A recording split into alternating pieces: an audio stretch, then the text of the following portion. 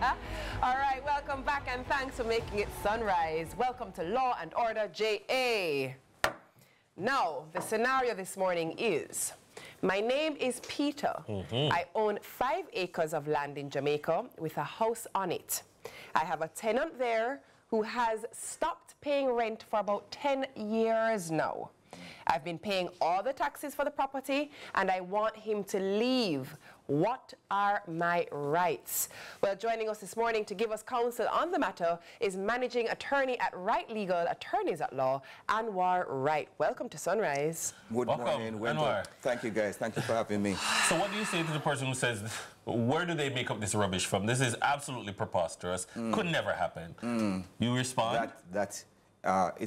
This is an interesting area of law that we are about to delve into. And it's quite a lot to unpack in the short space of time, but let's do our best to address Peter's concern here now. So Peter has, I would say to Peter, act swiftly. Okay. Act right now.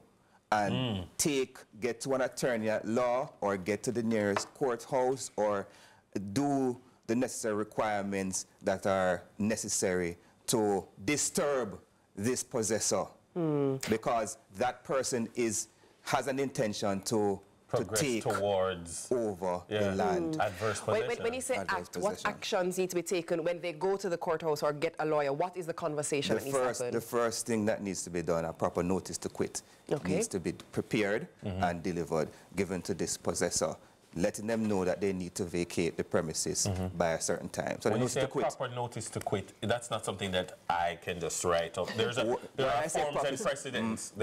Yes, forms and precedents, but why I say a proper notice, because it has to conform with law. You can't just do a notice and say, come off the property. It has to be done. There's a requirement for it to be a clear rental term, depending on the tenancy, that arrangement that is there. Right. But the important thing is the underlying or the hidden element here is the implications of not acting. If Peter doesn't act now, because it's at the 10-year point. Right. The limitation period is 12 years. And when I say 12 years, when I say limitation period, I'm talking about the limitation of actions, act.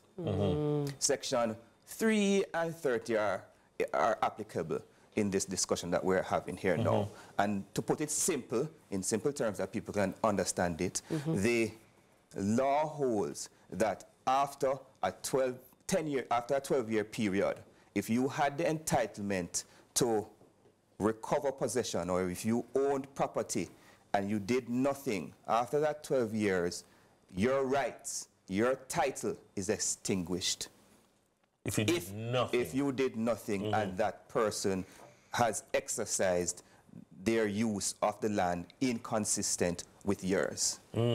Wow. So if I have a piece of land and somebody is squatting on it, for instance, for 11 years and some months, it's coming up to the 12-year period, and there's no record of me saying stop, get off, no record of me putting some barrier for them to enter, then it's gone. That's it. So the elements that are required to obtain what is called a possessory title is that possession needs to be sole, open, continuous, undisturbed, unmolested for the 12-year period. And importantly, and we're going to discuss this a little further, that the possessor must have the intention to possess. So to put it simply, I, the possessor, can't say I am there with permission and then try at the same time to obtain a possessory title. I can't be there as a tenant and say that I'm going to, for the period, and say that I'm going to obtain a possessory title.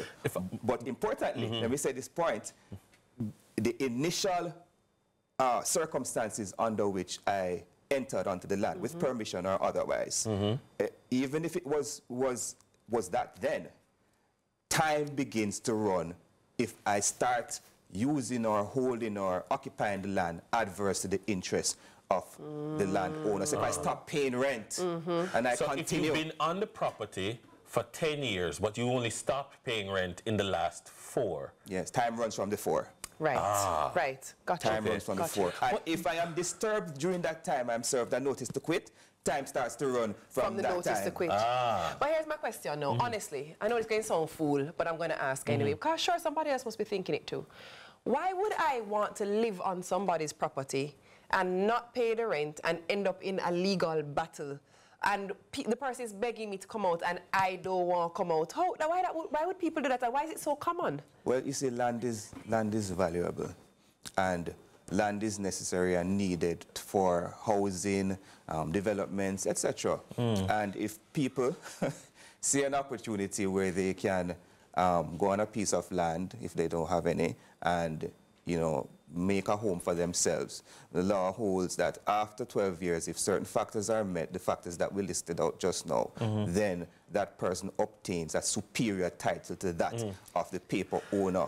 Let me ask then, because I'm thinking, like, how does this happen? In what real circumstances does this happen? But the first thing comes to mind is, like, with people living in the diaspora. Correct. Is that the most common That is the most common. That is the most common, where you have gone away and, you know, you maybe for, to make a better life for yourself abroad, and you have your title in your vault, you're paying your taxes, and, you know, you leave a person there, or a tenant in Peter's case, and Peter is not hearing from you anymore.